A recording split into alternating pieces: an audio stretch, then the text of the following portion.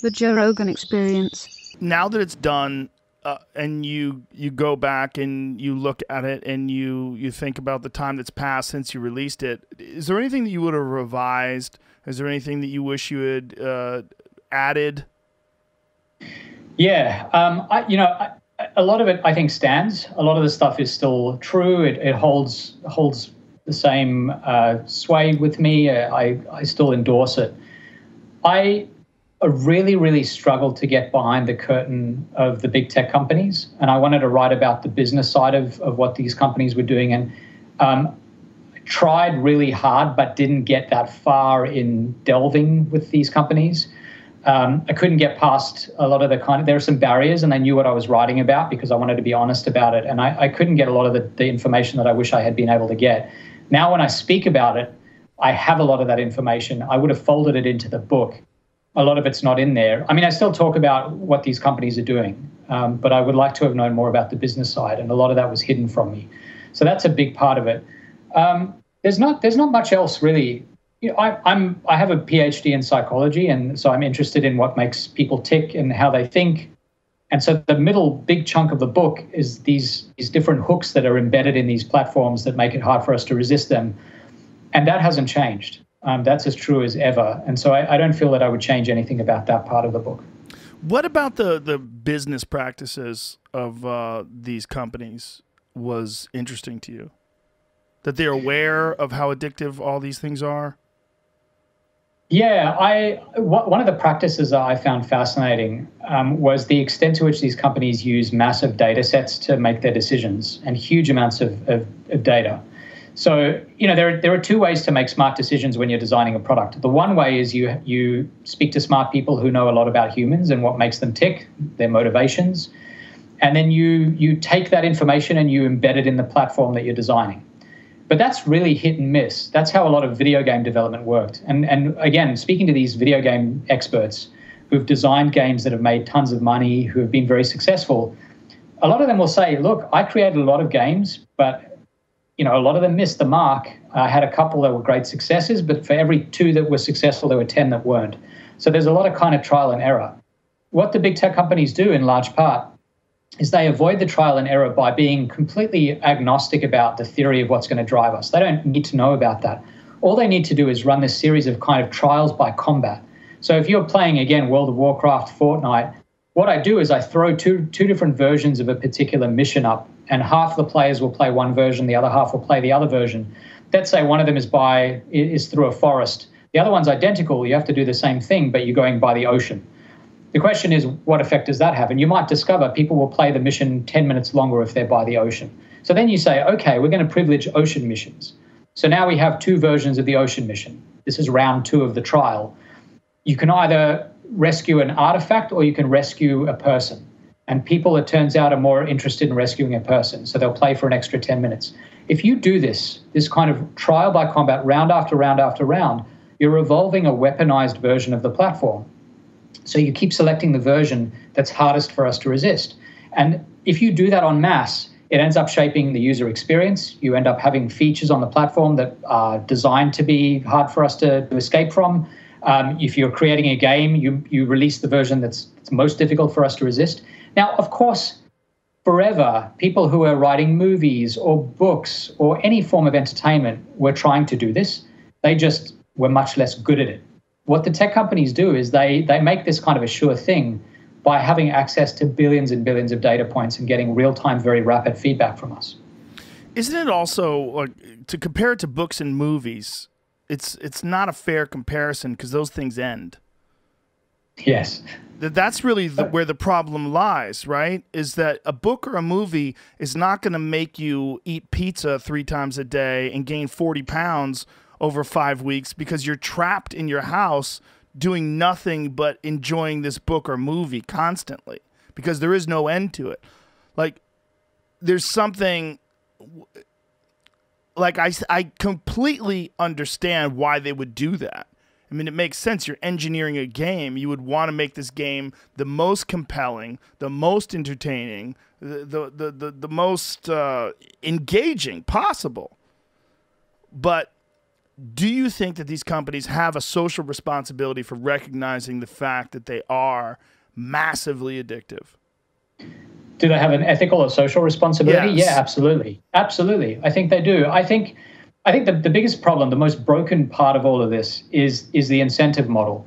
So all of these platforms pretty much rely on, I'm thinking about Google, Facebook, Instagram, Twitter. These platforms require your eyeballs for as many minutes of the day as possible. And every minute that you're not spending on that device, you're spending minutes doing other things. That is a loss. They conceive of that as a loss. And it is, because it means that they're less capable of attracting advertising dollars, and that drives the whole model. That is a broken model. It's a terrible model because it privileges extracting minutes of time over delivering well-being. Now, historically, products were largely, if I made a great product, like when you played, I think you said it was Quake, right? Quake, yeah. Was it Quake? Yeah. Quake, yeah. When you played Quake, when I played Doom, when I played Super Mario as a younger kid than that, when Nintendo came out, that was just an incredible product. I think that was just, that was designed to deliver a phenomenal A-plus top-class experience. And when you speak to the video game developers, there's a purity to it. The creator of Mario and the creator of Tetris and all of these games, they all talk about the kind of love that went into creating these games. That's gone. This is not about making us happier, giving us a good experience, an experience that we're willing to part with our money for. It's all one big kind of heist. They're trying to trick us. They're trying to basically get us to part with our time and therefore with our money. And yes, there's an ethical responsibility. I mean, if you see there's an industrial company and this company is making billions of dollars, but there are major externalities, so negatives that come with that. Let's say they're spewing crap into the waterways and into the air. That's something that, for the last 25, 30 years or so, the government has said, that's not okay. We're going to penalize you for that.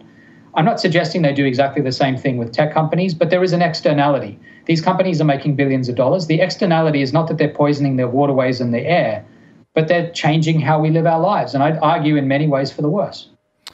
Do you think a warning label would have the same sort of effect that a warning label has on cigarettes? Like, it doesn't really matter. Like when they put those cancer labels on cigarettes, people that smoke cigarettes already know it causes cancer. I don't think it stops anything or helps them at all. Warning labels are toothless. They only work if you don't know, if they're educating you. And everyone knows. Everyone knows about cigarettes. I mean, fighting tobacco addiction is really difficult with both with smokers and with young people who are thinking about smoking.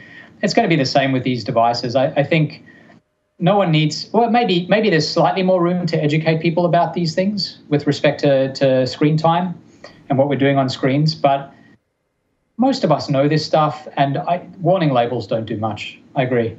So what could they do?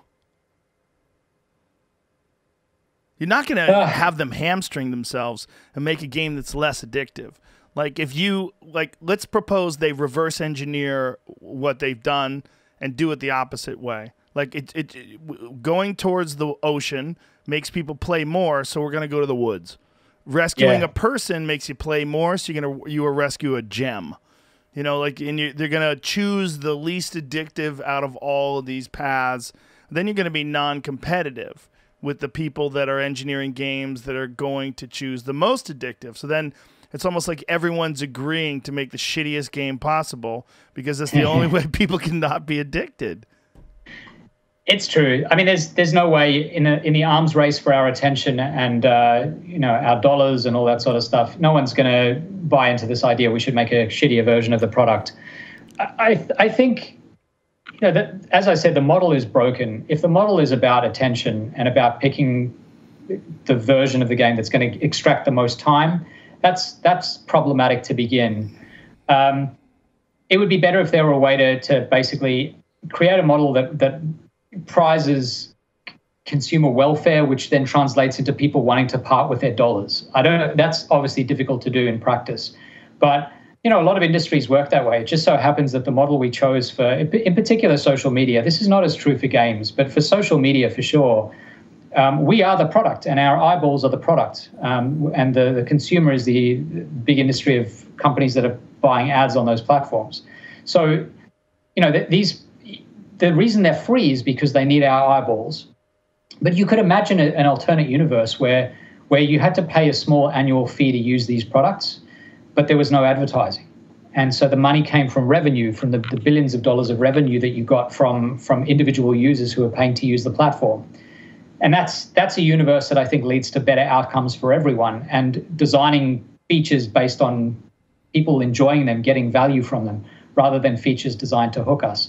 But I've been thinking about this it's now 6 or 7 years, and I'm just as exasperated. And that's why I think a lot of the focus now has to be on the individual consumer. If you're a consumer who needs help with this, you're spending too much time, you feel bad about it, then let's talk about ways to deal with it. But working at the level of the tech companies is really, really difficult. Episodes of the Joe Rogan Experience are now free on Spotify. That's right, they're free. From September 1st to December 1st, they're going to be available everywhere. But after December 1st, they will only be available on Spotify, but they will be free. That includes the video. The video will also be there. It'll also be free. That's all we're asking. Just go download Spotify. Much love. Bye-bye.